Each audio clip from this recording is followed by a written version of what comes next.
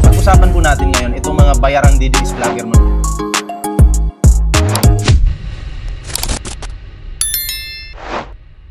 So ito na mga pre, bigyan po natin ito ng reaksyon itong about po dito kay Ombudsman Crispin Remulla. Tumangging magkomento sa mga video ni Saldico. Di ba?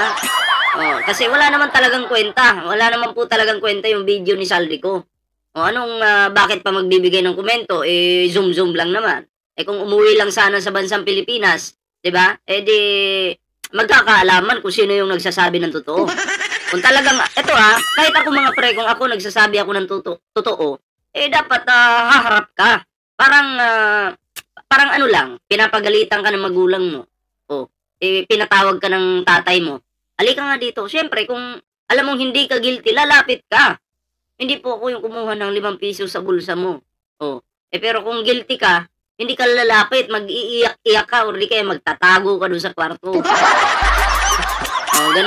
Ganun lang yun. So, ito na pakinggan po natin at bigyan po natin ito ng reaksyon. Nagsumiti kahapon ng sulat si Ombudsman Jesus Crispin Remulla sa Bureau of Immigration para magpatupad ng Foreign Travel Restriction Order o FTRO. Para ito sa 77 individual na sumasailalim ngayon sa fact-finding investigation kasunod ng pagkakadawit sa mga korupsyong nasa likod ng mga proyekto kontrabaha ng gobyerno. Yung mga nagnanakaw noon, ang saya-saya pa nila. Diba? Ano daw? Boss, baka nauna sa dahig para hindi masyado mapahiya. Kung makikita ka sa live stream na pinupusasan. Ewan ko lang, pupusasan siguro yun, ano? Noon, ang saya-saya nito mga hindot ng mga magnanakaw na to. Diba? Nagnakaw ng pera ng taong bayan, yung para sa flood control. Anong ginawa nila? Pinangkasino yung iba. Pakasino-kasino lang sila. Diba? Putang ina nyo, wala naman kayong mga silbi. Ang sarap ng buhay nyo noon. Pakasino-kasino lang kayo, hayop kayo, puke ng ina nyo. Ayan, anong nangyari? Ngayon, nagtatago na kayo, putang ina nyo, harapin nyo yung reklamo sa inyo. Huwag kayong magtatago sa panty ng lula at nanay nyo. Diba? Labas kayo dyan, lumabas kayo, mga bobo. Bakit magtatago kayo? Diba? Ang sarap ng buhay nyo noon. Mamahalin sa sakyan. Masasarap na pagkain, malalaking bahay, malalawak na lupain. Diba? Kakasino-kasino pa, mga putang ina.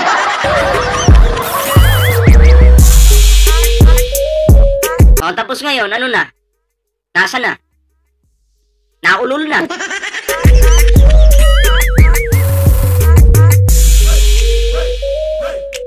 Jakitan lang natin to. Diba? Tuloy na natin to. Ayan, nasa hindi pa nakapag-like, share, subscribe. Kalimbangin nyo na yan dyan, mga pre. Ayon kay Ombudsman Remulla, ito'y upang pigilan ang mga ito na pumunta abroad habang umuusad ang mga investigasyon. Ganun talaga yan, yung mga may problema na sa utak. Magtatago yan sa ibang bansa, tatakas yan. So dapat lang talaga pigilan na. Ang talian sa liig. Diba, itali. Gawing aso. Diba? Utang ina nyo, tatakas pa kayo. Sarap-sarap ng buhay nyo. Alam nyo, ang sarap yung ang sarap yung tadyakan sa mukha. Nasa unang sarap, sa kulungan ang hirap. Tangina, ang galing. Diba? Tama naman. This is a function of being in government. It's a foreign travel restriction order. Basta under investigation ka, you're part of government, you should not be traveling and leaving this jurisdiction. Huwag kayong magli-leave, ha? Huwag niyong gagayahin si Sarah the Explorer. The travelers, travel dito, travel doon, 'di ba?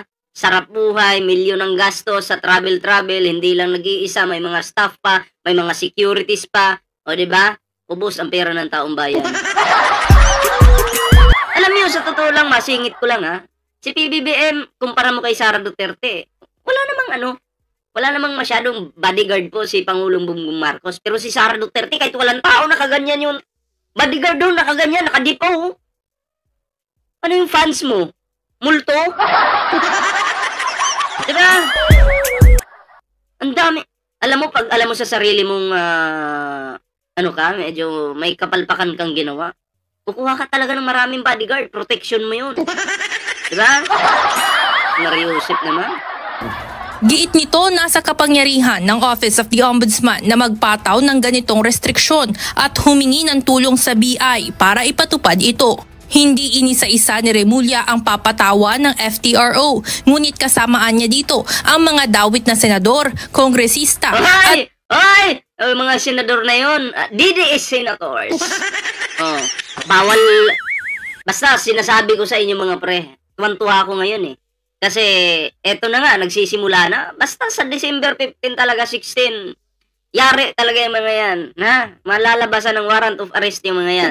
Sabi ni Jan Kuray, bangag ka rin ata, hayop ka, mas hayop ka at putang ina yung nanay at tatay mo, na pumanaw na. At putang ina ng pamilya mo at anak mo ngayon, Kasi ang mga hayop kayo at kinakatay ko lang kayo, mga bobo kayo, mga pokpok at mga putang ina nyo.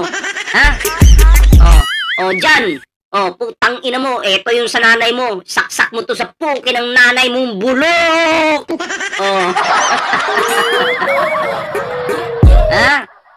Siguraduhin mong buo yung loob mo pag papasok ka dito sa live ko, Baka mamaya, hanggang comment ka lang, puki ng ina mo ka, wala ka pang larawan. Pag ako ng baboy dito, may muka. Tapos pag kayo nag-comment, takot kayo, walang muka. Patunayan yung mga di kayo bakla. Labas! Maglabas ng muka! Utang ina nyo. Tuloy natin to. at iba pang government official. Tulungan nyo na lang yung mga DDS senators. Mabubulok na yan sa kulungan. Lalo ka na Jinggoy, Ikaw, Jinggoy, hindi ka pa hindi ka pa natuto. Gusto mo na naman bumalik sa kulungan. Naku po. Maging mga kontraktor at private individual na iniimbestigahan ngayon. Bukod pa ito sa whole departure order na inilabas ng Sandigan Bayan para sa mga akusado na sa mga naunang kasong naisampa na may kinalaman sa flood control anomaly. Samantala, ayaw namang magkomento ni Ombudsman Remulla sa mga video na patuloy na inilalabas ng isa sa mga matunog na pangalan sa mga anomalyang ito na si Zaldico. Bakit naman makikinig si Remulla dyan kay Zaldico? Naging vlogger na litong putang inan to. Anong ginawa? Nag-live na? Nag-upload na? Diba? Huwag mo kaming gayahin. Bumaba ka pa sa level namin Diba? Bumaba pa sa level namin itong si Zaldico. Dapat sana, uy, Kapinas, dito mo patunayan yan. Dapat lang, di ka naman kapatol-patol. Papatulang ka ba ni Remulla? Naku po. Gaya ng paulit-ulit na tas ito pa, binablockmail pa po si Pangulong Bongbong Marcos. Baka mag-backdoor yung mga yan. Diba? Binablockmail pa po si Pangulong Bongbong Marcos. Akala niya, tinatakot niya yung Pangulong. Putang ina talagang kakapal na mukha. hiling ng mga ito, umuwi na lamang si Ko ng Pilipinas at dito ipahayag ang kanyang mga salaysay. Sa haba, sa tsaka sa dami, wala ako halos oras panoorin yan. And sorry, I cannot comment on that. Umuwi na lang siya at patotohanan niya yung sinasabi niya. Ayan, umuwi ka na lang. Uwi ka na. Ano nga yung kanta ni Freddy Aguilar? May kanta si Freddy Aguilar yung galing kang ibang bansa. Uy, pabalik na ng Pilipinas. Ano ka, OFW? Tuloy natin. I think that's the best way to do it. Pagtitiyak naman ni Remulla, nakapila na ang iba pang mga kaso na isasampa sa korte habang patuloy ang pagpasok ng mga rekomendasyon mula sa Department of Public Works and Highways at Independent Commission for Infrastructure. Evan Alvarez, UNTV. Magdasal ka na lang Magdasal ka na lang, Zaldico. Pagdasal mo na sana tumaba pa yung liig mo kasi payat na ng liig mo halatang stress ka na, 'di ba? Yun yung ayaw ko kasalanan mo, magtuturo ka pa. Para kang tanga. Diba? Kasalanan mo na nga, magtuturo ka pa. Tao ka ba? Diba? Ikaw yung may mga sasakyang panghimpapawid. Kumpleto ka.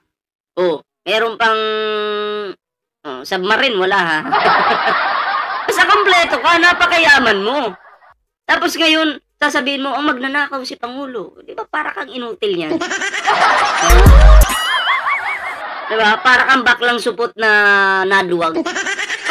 So anyway, bago po tayo magtuloy-tuloy sa ating next topic, huwag kalimutan mag-like, share, and subscribe para naman po maging updated kayo sa lahat ng mga uploads na.